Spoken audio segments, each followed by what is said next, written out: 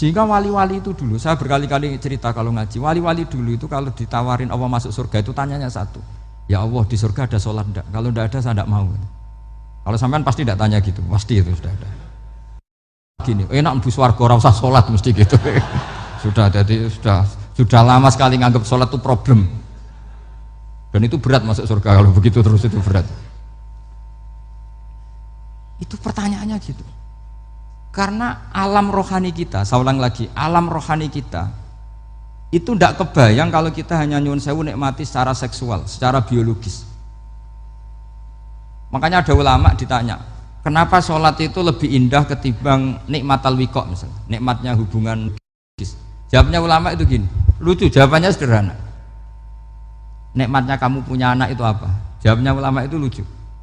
Kalau sakit dia sembuh, kalau hilang dia datang. Saya ulang lagi ya, kalau sakit dia sembuh, kalau hilang dia datang. Sekarang orang tua yang punya anak sakit koma di UGD atau di emergency, itu senangnya tuh mengalahkan kesenangan apa saja. Kira-kira orang yang berhubungan intim atau yang hubungan biologis dengan orang yang sedang anaknya sembuh dari koma, senangnya senang mana? Senang yang melihat anaknya sembuh dari koma. Senikmat apapun hubungan biologis, seneng anaknya yang hilang ketemu. Nah, kalau anak ketemu saja orang seseneng itu, apalagi kita di surga, ketemu zat yang lama kita sembah, yang lama kita rindukan, yang lama kita rindu, kemudian ketemu di surga, maka tidak ada artinya surga tanpa melihat Allah Subhanahu wa Ta'ala. Memang harus dijelaskan secara rohani. Akhirnya orang ngerti bahwa nikmat tertinggi di surga adalah melihat Allah Subhanahu wa Ta'ala. Karena kalau anak-anak muda mungkin protes, ya enggak, ya enak kumpul sama widadari gini-gini. Wah itu kan yang trauma bojone jelek gitu. Wah itu yang bojone jelek mesti kesusu masuk surga karena itu sudah jelek, cerewet, nggak mati-mati kan gitu. Terus dia ingin masuk surga mesti niate welek, mesti pikiran pertama itu kumpul widadari. Tapi ada ulama yang bikin analogi tadi, misalnya istri kamu cantik, kemudian anak kamu sakit, koma. Hubungan dengan istri sama dengar berita anak kamu sembuh, seneng mana? Seneng anak sembuh. Sama anak yang hilang, seneng mana? Anak yang hilang ketemu. Maka terus ulama bisa menjelaskan itu. Kalau orang ketemu anaknya seseneng itu, apalagi ini ketemu Tuhannya yang bertahun-tahun disembah, kemudian tidak pernah melihat. Di surga itu nanti kita melihat Allah Subhanahu.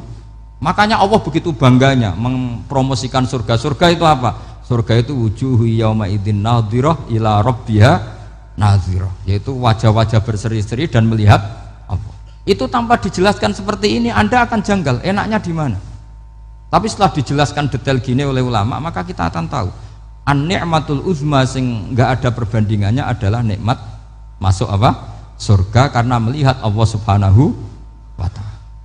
Ya jadi saya berkali-kali pokoknya minta sekali, hadil umat harus umat yang rasional, terutama dalam mengemban tauhid. Karena tauhid ini yang disebut kalimah. Sampai Allah mengistilahkan kepada Nabi Ibrahim itu wa ja'alaha kalimatam baqiyatan fi aqibih. Kalimat tauhid adalah kalimat yang akan abadi di anak cucunya Nabi Ibrahim. Baik anak cucu yang karena gen mau anak cucu yang karena sebab, yaitu santri dengan kiai. Dan itu caranya gimana? Umat Islam jangan berhenti belajar mantek. Makanya di MGS, di Qudsiyah, di TBS semua pondok pasti ngajarkan mantek, di Bendan, ilmu logika. Itu tadi, kalau kamu tidak bisa menemukan tauhid dengan cara tadi, dengan cara al-alam mutaghayyir wa kullu mutaghayyir hadis labudan min bukhtis, paling tidak pakai ilmu yang dilakukan Rasulullah SAW. Yaitu masyhur itu, saya sering cerita di mana-mana. Ada orang namanya Jubair bin Mut'im, Muhammad bin Jubair bin Mut'im. Itu dulu dia kafir. Dia orang pinter sampai dipasrai jadi negosiator untuk mengurus tawanan perang Badar yang ditawan Rasulullah SAW. Ketika datang di Madinah, delalah pas maghrib, Nabi baca wattur wa kitabim mastur. Di antara ayat yang dibaca Nabi itu am khuliqu min ghairi syai'in, masa manusia sebanyak ini kemudian mereka diciptakan oleh ketiadaan. Min ghairi syai'in itu oleh ketiadaan. Masa alam raya yang wujud ini, alam raya yang punya eksistensi ini kemudian penciptanya adalah ketiadaan. Padahal wal adamu la yakhluqu wa la yu'assiru wa la kadza wa kadza. Tentu sesuatu yang tidak ada itu tidak bisa dikatakan sebagai pencipta. Wong nggak ada, jadi faktor saja nggak mungkin apalagi jadi pencipta. Itu Nabi habis sholat langsung beliau sungkeman, ya Muhammad, saat ini juga saya iman. Karena logika yang dibangun ayat yang kamu baca itu menghabiskan semua logika saya. Intinya logika tauhid itu akan mengalahkan semua teori non tauhid. Itu yang disebut bal naqdhifu bil haqqi 'alal batili fayadmaghuhu fa idza huwa zahid. Kebenaran tauhid itu akan menghancurkan kekuatan apa saja. Fayadmaghuhu itu di tafsir Tobari disebut dorbatan tasujud dimah. Satu pukulan sing sampai menjadikan otak itu hancur. Lainnya disebut damagho, dimah itu maknanya otak. Maka kamu usah khawatir kalau Islam didiskusikan di Uni Soviet, didiskusikan di Kanada, didiskusikan di Korea, pasti kalimat tauhid akan mengalahkan kalimatul batil. Pasti ja'al haqqu wa zahaqal batil, innal batila kana zahuq. Tapi syaratnya kita harus kuat. Makanya saya ini senang sekali yang namanya ngaji itu, saya senang. Karena saya tadi bercita-cita ingin jadi dosen setelah mati. Karena di dunia sudah tidak jadi apa? Dosen. Saya ingin seperti Imam Amudi. Pertama ketemu Allah, beliau disuruh ngajar malaikat tentang ilmu apa? Matematika yang mengarah ke tauhid. Jadi diajarkan. Kamu tahu angka 2, angka 3, angka 4, semuanya bersumber dari angka 1. Berarti semuanya berawal dari 1. Gak tahu setelah itu malaikatnya dites lagi apa enggak, tahu. Pokoknya pas itu malaikat ya paham semua. Oke. Kayak apa hebatnya umat Rasulullah Shallallahu Alaihi Wasallam? Karena akalnya kuat. Sehingga kita harus kuat. Sehingga kalimat yang benar disebut kalimatu haqqin 'alaiha nahya wa 'alaiha. Nah, kalimat yang salah disebut kaburat kalimatan takhruju min afwahim. Kalimat menjadi kalimat karena diucapkan, tapi tidak menunjuk hakikat. Kayak ini misalnya, ini tutup, ini putih, terus saya katakan hitam. Berarti saya mengatakan ini hitam sebagai kata-kata karena diucapkan, tapi tidak pernah menjadi hakikat. Karena hakikatnya ini putih. Itu hebatnya Quran.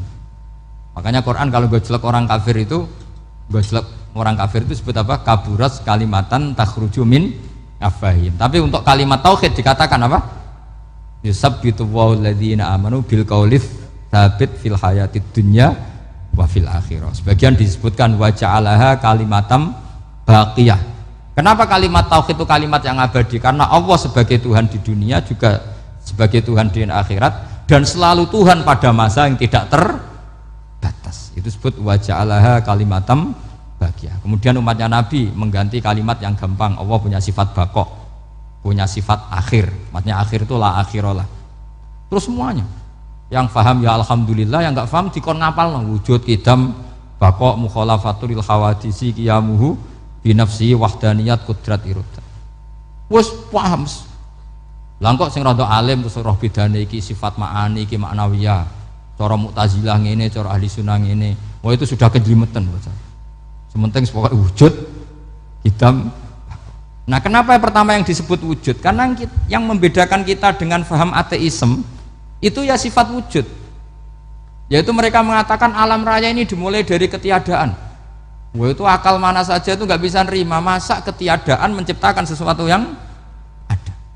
Maka kata Ibnu Hajar al-Asqalani ketika mentafsirkan mensarai hadis salasun mangkunna fihi wajata halawatal iman. 3 hal ini kalau kamu faham maka menemukan manisnya iman. Manis itu enak. Terus kata Ibnu Hajar al-Asqalani, masih ingat betul dalam sarahnya Fathul Bari, wa yusamma inda ahlil aql, misalnya al-iltizat al-aqli. Agama ini mengajarkan kenyamanan cara berpikir. Coba kalau sampean seorang doktor atau seorang profesor atau seorang pinter, kemudian kamu dipaksa mengimani bahwa alam ini diciptakan oleh ketiadaan, itu bisa tidur gak? Oh tidak bisa tidur. Sampean misalnya orang pinter dididik di kampus atau dididik di pondok, alam ini yang wujud, yang menciptakan itu sesuatu yang tidak wujud, kamu bisa tidur gak kira-kira? Ini guru apa? Ini sarap ini. Mosok hadil maujudat khalaqahal adam, sesuatu yang wujud diciptakan ketiadaan. Tapi agama ini membawa sesuatu yang menyenangkan untuk akal, yaitu hadhil maujudat khalaqaha wajibul wujud. Maujudat yang wujud ini diciptakan super maujud, yaitu oleh bahasa pondok disebut wajibul wujud. Kan terus seneng, wajar dong kalau sesuatu yang ada diciptakan oleh yang ada. Lah tentu ada pencipta, terus ada super, disebut wajibul wujud. Kan terus enak. Nah, itu kata Ibnu Hajar al Asqalani disebut wajadah halawatal iman.